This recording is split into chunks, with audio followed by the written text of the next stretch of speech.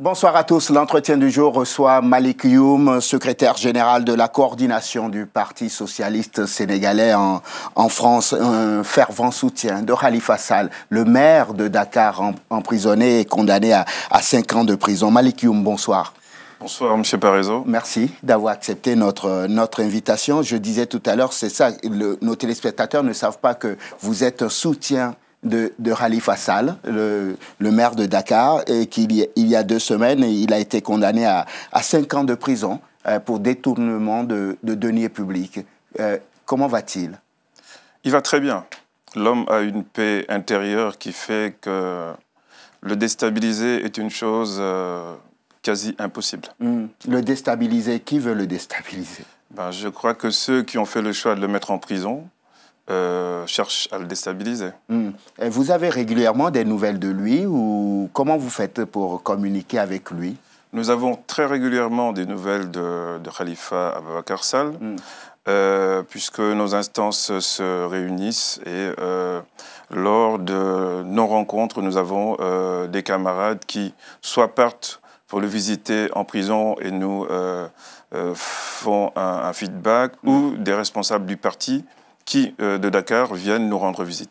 D'ailleurs, je reviens d'un forum européen qui s'est organisé ce week-end à Milan. Oui. Forum européen qui a réuni l'ensemble des structures du Parti socialiste en Europe et des mouvements de soutien à Khalifa Ababacar Sall. Oui. Et nous avions la présence de 3 personnalités du Parti socialiste qui sont des proches de Khalifa Ababacar Sall, oui, dont Moussa Taye qui est son conseiller politique, le maire Bamba Fall et Ndeye Diouf Mbaye, qui est une des grandes responsables des femmes du Parti socialiste. Peut-être qu'on devrait rappeler à nos téléspectateurs qui ne connaissent pas Khalifa Sall ce qui lui est reproché et pourquoi il est depuis 1 an maintenant derrière les barreaux et qu'il lui reste encore 4 ans à rester. Mais écoutez, qu'est-ce qui est reproché à Khalifa Ababacar Sall? Oui. Il y a ce qui ressort, en tout cas de l'ensemble des alibis avancés par l'État avec l'instrumentalisation de la justice sénégalaise, donc un certain nombre de griefs qui d'ailleurs, ironie du sort, lors du verdict, sont partis comme neige au soleil. Il est accusé de détournement de deniers publics. Finalement, le tribunal a statué qu'il n'en avait pas, d'escroquerie, il n'y en avait pas, de blanchiment, il n'y en avait pas, d'association de malfaiteurs, il n'y en avait pas. Ils ont retenu un grief qui est le faux et usage de faux. Et escroquerie quand même. Oui, voilà. Vous avez vu donc que dans l'ensemble des éléments que j'ai édictés, donc il n'y a pas eu d'enrichissement personnel. Oui. Si maintenant vous voulez que nous rentrions dans cette histoire de faux en écriture, oui, nous pouvons le faire dès à présent. Allons-y. D'accord, très bien. Il s'agit de quoi exactement? La mairie de Dakar a des fonds politiques depuis 1920, oui, donc 40 ans avant l'indépendance du Sénégal, parce que Dakar était une commune française. En 1960, quand le Sénégal est arrivé à l'indépendance, le président Léopold Sédar Senghor a pris la décision, en tout cas avec l'État en place, le gouvernement en place, oui, de laisser ce privilège-là à la mairie de Dakar, pour 2 raisons d'ailleurs. La première raison, c'est que, comme dans toutes les villes africaines, il y a une espèce d'hypertrophie de la ville qui fait que ça concentre énormément de population, donc énormément d'indigents, de gens en difficulté, etc. Oui. Et il y a un rôle aussi stratégique que joue cette ville-là depuis fort longtemps. Oui. Donc, ces fonds politiques sont restés donc, à la disposition du maire de Dakar. Oui. Et ce sont des fonds qui sont des fonds dérogatoires. Oui. Ça veut dire que ce sont des fonds dont l'utilisation ne se justifie pas. D'ailleurs, de 1920 à aujourd'hui, aucun maire de Dakar n'a laissé d'archives sur l'utilisation de ces fonds. Oui. Donc cela signifie très bien que c'était des fonds politiques. Ensuite, ce qui a été mis en place, c'est un mécanisme comptable. Pourquoi? Parce qu'à partir du moment où ces fonds sont appelés caisse d'avance, oui. Une caisse d'avance a deux facultés. La première faculté, c'est le versement en numéraire, oui. et puis ensuite, un mécanisme de justification comptable. Monsieur Youm, oui. Il faut que nos téléspectateurs comprennent, parce que si on se perd dans l'historique, ça va être un peu plus compliqué. Je schématise et vous m'arrêtez si je me trompe. Monsieur Babacar Sall, Khalifa Sall, est maire de Dakar. Absolument. Il y a un fonds qui est à sa disposition. Vous l'appelez un fonds politique. L'État sénégalais l'appelle le fonds d'avance. Comment vous l'appelez? La caisse d'avance. C'est pour... Ce sont les deux en même temps. Oui. C'est à la fois une caisse d'avance et des fonds politiques.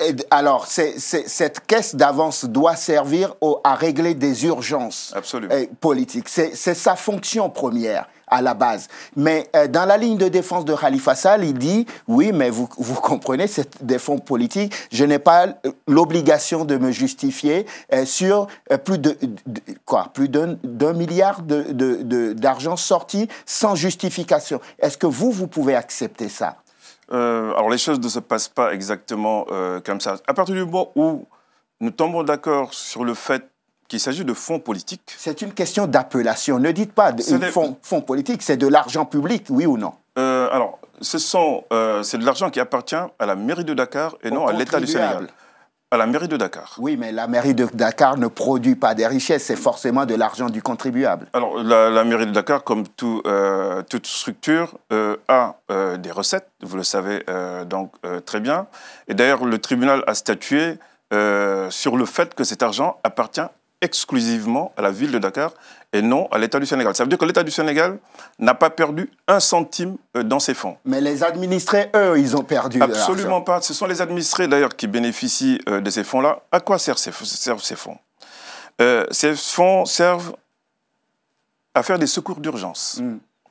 Il y a des indigents à Dakar, ils se comptent par centaines de milliers. Oui. Il y a des gens qui ont des problèmes de santé qui n'ont pas une sécurité sociale qui leur permet de prendre en charge leurs difficultés de santé. Oui. Nous avons aussi des gens qui ont des problèmes qui sont les problèmes quotidiens que nous retrouvons dans toutes les villes d'Afrique. Oui. Et ces gens-là, quand ils sont dans des difficultés, ils vont vers celui qu'ils ont élu. Et celui-là se trouve être le maire de Dakar. Je comprends parfaitement. Oui. Je comprends parfaitement la ligne de défense de Khalifa Sall, de ses soutiens. Très bien. Oui. Mais est-ce que vous trouvez normal qu'un homme qui a une aussi grande responsabilité accepte que sorte un montant aussi colossal de la caisse sans qu'on ne justifie? Sans qu'il n'y ait de vraies justifications. Non, mais les vraies justifications, elles existent. Je vous parle d'un procédé comptable, un procédé de justification comptable, parce que ce sont des fonds politiques. Quand quelqu'un arrive à un cancer du sein, qui n'a pas 2 millions de francs CFA pour faire une radiothérapie, vient s'adresser de manière confidentielle au maire de Dakar, qui l'aide parce que c'est une indigente. Et si cette personne se retrouve amputée de ses 2 seins, vous trouvez normal que le maire de Dakar puisse sortir en disant X a bénéficié de 2 millions de francs CFA et finalement elle n'a plus de seins, alors que cette personne, tous les jours, se promène, va au travail ou rencontre des gens sans pour autant que les gens soient au courant de cet handicap-là. Oui, vous voulez faire pleurer dans les chaumières, c'est ça? Absolument pas, absolument pas. Revenons à l'histoire d'ailleurs de ces fameux fonds politiques. Oui. De quoi s'agit-il exactement? Ces fonds politiques-là, le président Macky Sall les connaît très bien. Tous ceux qui ont eu à diriger ce pays de 1960 à aujourd'hui connaissent très bien ces fonds-là et en ont bénéficié. Il faudra demander d'ailleurs à l'épouse de Macky Sall si elle a pu bénéficier de l'aide de la mairie de Dakar ou non. Vous demandez à Youssou N'Dour aussi, quand il organise des concerts à Bercy, pour le rayonnement, en tout cas, du Sénégal et la vente de la destination du Sénégal, est-ce que Youssou N'Dour a pu bénéficier de ces fonds politiques? Oui, voilà. Mais donc, est-ce que ça a été justifié?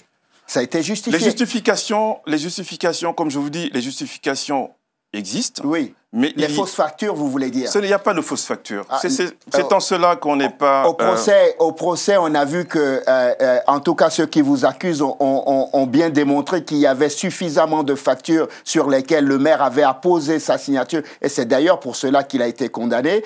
Ce n'est pas forcément parce qu'on lui impute de s'être enrichi illicitement, mais d'avoir cautionné un système de fausses factures qui, au final, va créer un trou dans la caisse de la mairie de Dakar. Mais cela est totalement faux. Il n'y a pas de trou dans la caisse de la mairie de Dakar parce que c'est le conseil municipal qui vote ces fonds-là. Ces fonds-là sont inscrits dans la rubrique divers. Et ce sont des fonds qui sont mis à la disposition du cabinet du maire de Dakar. Donc ce n'est pas de l'argent qu'on a enlevé du budget de la mairie de Dakar, c'est le conseil municipal qui vote ces fonds et qui met ces fonds à la disposition du maire de Dakar. D'ailleurs, le dernier budget de la mairie de Dakar, de la ville de Dakar, qui s'élève à 58 milliards de francs CFA, ben ces fonds sont revotés à nouveau. Non utilisés, certes, parce que bloqués par l'État, mais ces fonds existent. Ces fonds ont toujours existé.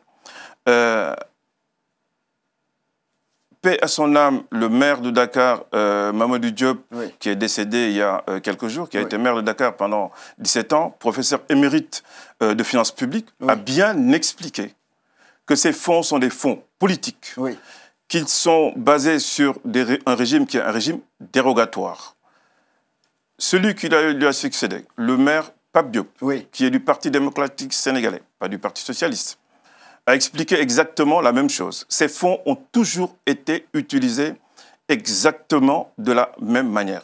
Ce n'est pas Khalifa Sall qui a mis en place ces fonds, ce n'est pas Khalifa Sall qui a mis en place le mécanisme d'utilisation de ces fonds-là, il les a trouvés. D'ailleurs, quand Khalifa Ababacar Sall est arrivé à la mairie de Dakar, il n'a changé personne. Il n'a changé absolument personne.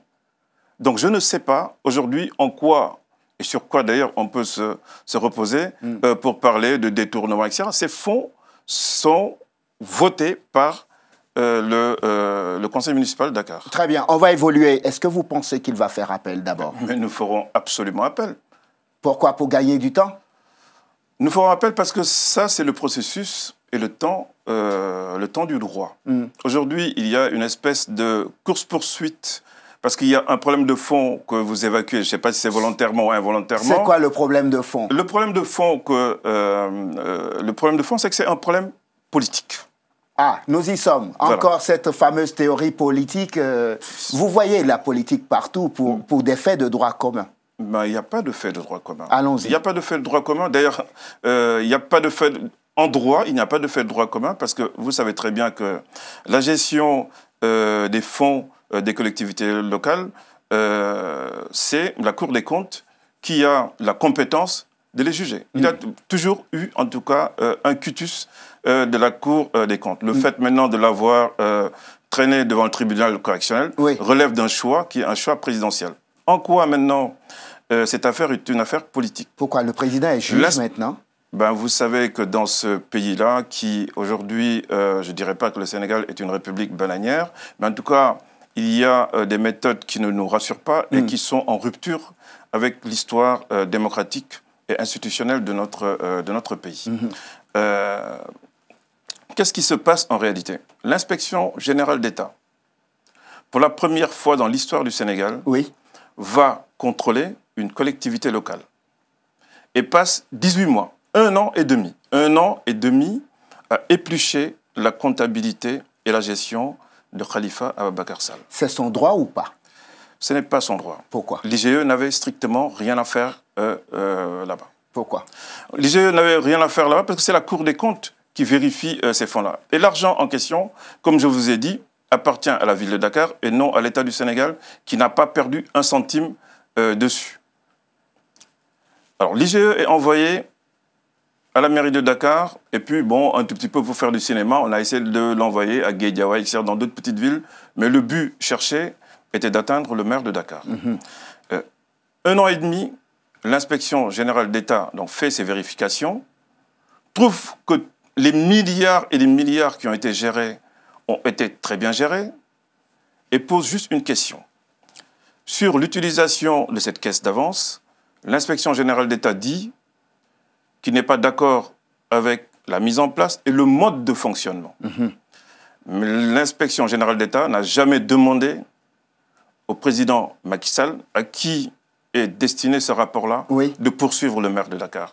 Donc, c'est en toute souveraineté que Macky Sall a envoyé la justice sénégalaise pour prendre en charge ce dossier. Monsieur Youm, oui.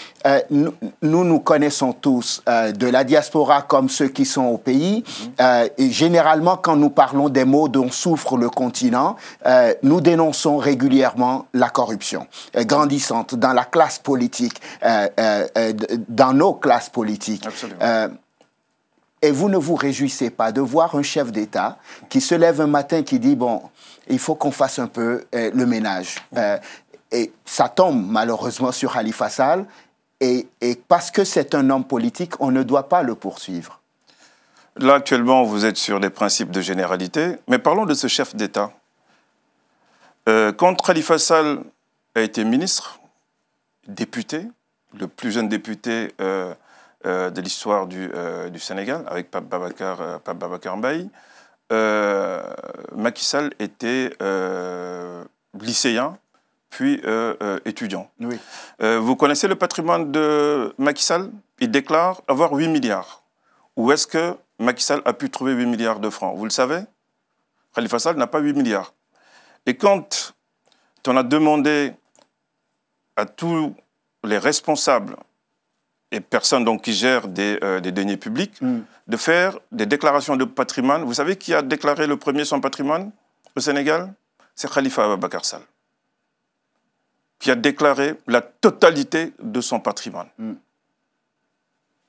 Je ne vois pas en quoi, aujourd'hui, cet homme qui, d'un seul coup, en tout cas en 2000, quand le PDS, sous Abdoulaye Wade, est arrivé au pouvoir, je ne suis pas sûr qu'il avait un patrimoine d'1 million de francs CFA, se retrouve brutalement riche à milliards. Vous posez cette question-là? Les Sénégalais, ce que j'insinue est très clair, c'est que les Sénégalais ne se posent pas de questions sur ça. Vous savez, ce régime, il est très clair. Si Macky Sall veut mettre en prison quelqu'un, il n'a pas besoin de sortir de sa chambre. Il lui suffit tout simplement de regarder son miroir. Je crois que la décision sera faite. Mais en âme et conscience, je vous dis que je suis Khalifa Ababacar Sall et aussi pour la reddition des comptes. Oui. Est-ce que parce qu'on est un homme politique, on n'a pas le droit de rendre des comptes? Mais Khalifa Ababacar Sall a toujours rendu compte. Toujours rendu compte. Et pourquoi déclarez-vous que c'est un procès politique? Alors pourquoi c'est un procès politique? Laissez-moi juste 2 minutes pour vous dire... Non, vous n'aurez pas 2 minutes. 1 minute. Allons-y. Quelques secondes, si vous voulez. En quelques secondes. Vous savez quand est-ce que Khalifa Ababacar Sall n'a pu rencontrer Macky Sall, président de la République? Macky Sall est arrivé au pouvoir en avril 2012. En juin 2012, il a rencontré Khalifa Ababacar Sall, maire de Dakar, et numéro 2 du Parti socialiste, qui fait partie de la coalition présidentielle. Macky Sall lui a demandé de ne pas se présenter aux prochaines élections présidentielles. Et Khalifa était tout surpris de cette demande-là. Une offre, d'ailleurs, lui avait été faite, qu'il avait récusée. En septembre 2012... Une offre de quoi? Une offre politique. Il a d'ailleurs dit au niveau du tribunal, ça n'a jamais été démenti par le régime en place. Mais c'est normal. Et il fait partie de la coalition et de la majorité présidentielle. Et donc, il est normal que s'il rencontre le chef de l'État, Macky Sall, et qu'il lui dise « Est-ce que tu as envie de devenir Premier ministre ?» C'est normal. D'accord. Mais quelle était la conditionnalité? Je n'étais pas à leur réunion. Bon, d'accord, très bien. C'était de promettre qu'il ne sera pas candidat à la prochaine élection présidentielle. Vous trouvez normal qu'un jeune président, né après les indépendances, le premier, et d'ailleurs le moins moderne de l'ensemble des présidents de la République qu'on a eu au Sénégal, puisse demander à un partenaire, quelques mois après son arrivée au pouvoir, de prendre l'engagement de ne pas être candidat aux prochaines élections présidentielles. Donc vous me dites septembre 2012. Oui. Septembre 2012, donc quelques mois après, de manière insistante, oui. il lui fait la demande et cette fois-ci, Khalifa Ababacar Sall lui envoie un refus net, sans jamais lui dire qu'il sera candidat ou non. Personne n'a jamais entendu Khalifa Ababacar Sall dire qu'il est candidat aux élections présidentielles. Très bien, donc c'est une invention de l'esprit, en tout cas au niveau... De ses partisans, vous voulez dire? Non, ses partisans sont déterminés. À faire quoi? À faire de Khalifa Ababacar Sall le prochain président de la République du Sénégal. Vous n'êtes pas sérieux. Pourquoi ne sommes-nous pas sérieux?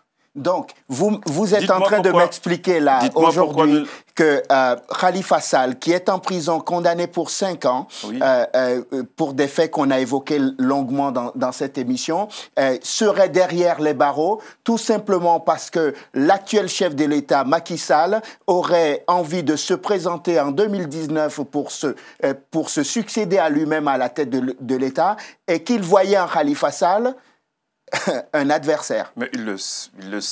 Il le sait. Mais vous savez, les Sénégalais ne se font pas d'illusions concernant Macky Sall.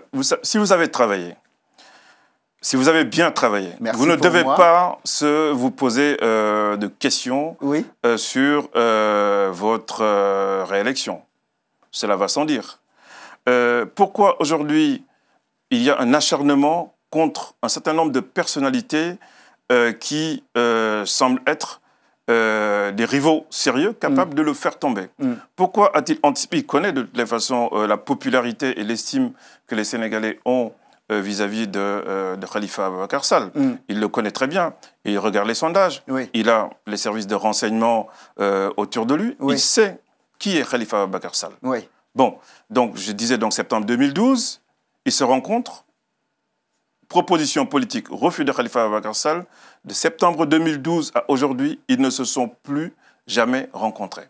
Il n'y a pas une seule cérémonie de la République où le président de la République du Sénégal, Macky Sall, invite le maire de la capitale du Sénégal, Khalifa Ababacar Sall. Vous trouvez ça normal? Donc vous dites que c'est un problème entre deux hommes qui ont des ambitions. Et si j'ai bien travaillé, mon rôle n'est pas de supputer. Et donc je ne peux pas anticiper la déclaration de l'actuel président à sa propre succession tant qu'il n'aura pas dit officiellement qu'il est candidat. C'est pour cela que vous qui êtes à l'intérieur du marigot politique sénégalais, je vous laisse dire ce que vous pressentez ou pas. Parce que à l'heure où nous parlons, vous et moi sur ce plateau, ni Khalifa Sall, ni Macky Sall ne sont candidats à l'élection. Mais Macky Sall est candidat à sa réélection. Ça, c'est une certitude absolue. Khalifa Sall le sera aussi? Khalifa Sall sera candidat. De la prison.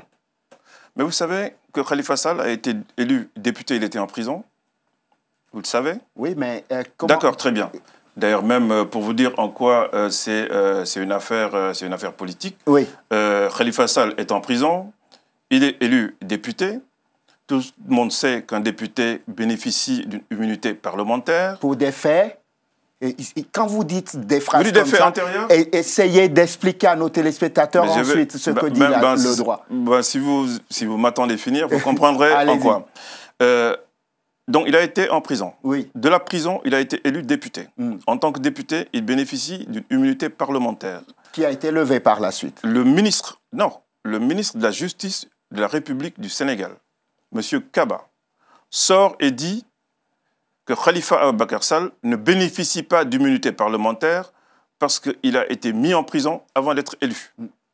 Mais simplement, quelques mois après, pour le traîner en prison, ils ont demandé à l'Assemblée nationale de lever son immunité parlementaire. Comment on peut lever l'immunité parlementaire de quelqu'un qui n'en a pas? Vous dites qu'il y a un problème de droit quelque part. Il n'y a que des problèmes de droit. Aucun des droits de Khalifa Ababacar Sall n'a été respecté depuis le début. C'est la victime parfaite? Ce n'est pas la victime. C'est un homme politique. C'est un homme qui est préparé à faire face à son destin. Il sait aujourd'hui que les Sénégalais ont besoin de lui. Oui. Il assume la totale responsabilité de tout ce qui peut lui arriver. Donc, coupable, il ne l'est pas. Oui. Aujourd'hui, c'est une victime, tout le monde le sait, mais dans sa propre conscience, il sait qu'il est en train de jouer son destin. On va conclure cette émission parce que ça va très vite. J'ai encore 2 questions à vous poser. Oui. Nous sommes dans une perspective, dans un scénario complètement fou. On est en 2019. L'élection présidentielle se déroule. Nous sommes au Sénégal. Un soir, la commission électorale proclame les résultats. et surprise, Khalifa Sall, qui n'a jamais dit qu'il serait candidat, est élu à la présidentielle. On est dans un scénario complètement fou. Comment il fait pour diriger l'État du Sénégal, alors qu'il est condamné? L'État partisan l'a mis en prison. Si nos compatriotes décident d'en faire le prochain président de la République, oui, l'État nouveau rétablira le droit. Et tout nécessairement, il assumera cette responsabilité première. Donc cette élection présidentielle, c'est pour s'échapper de la prison? Pas du tout. Vous aurez dû aussi la même chose concernant les élections législatives. Non, c'est un homme qui a un destin qui est très clair. Ce destin est un destin présidentiel. Nous sommes des centaines de milliers, pour ne pas dire des millions de Sénégalais à le croire. Qu'il soit en prison ou qu'il ne soit pas en prison, nous travaillons pour que cela soit. Le président de la République, s'il avait la certitude que Khalifa Ababacar Sall n'avait aucune chance de le succéder, oui, ces intrigues n'auraient jamais eu lieu. Scénario inverse, nous sommes en 2019, il y a une élection présidentielle, malgré tout ce qu'il a pu soulever comme problème à l'intérieur, malgré le battage médiatique, Khalifa Sall n'est pas élu, il reste derrière les barreaux et dans son, allez, on va dire, dans sa grâce, le président réélu à la tête du pays finit par gracier Khalifa Sall.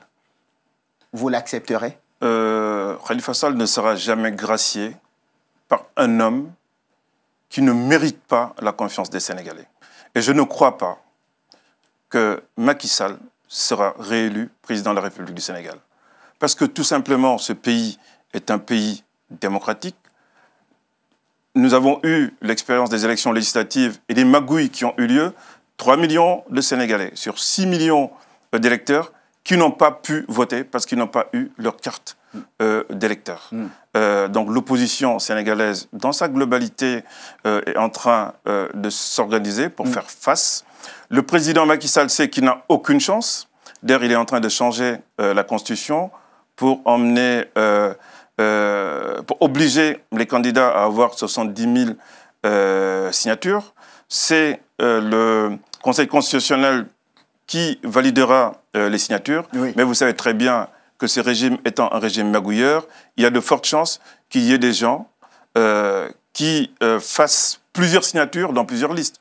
Or, on ne doit signer que dans une seule liste.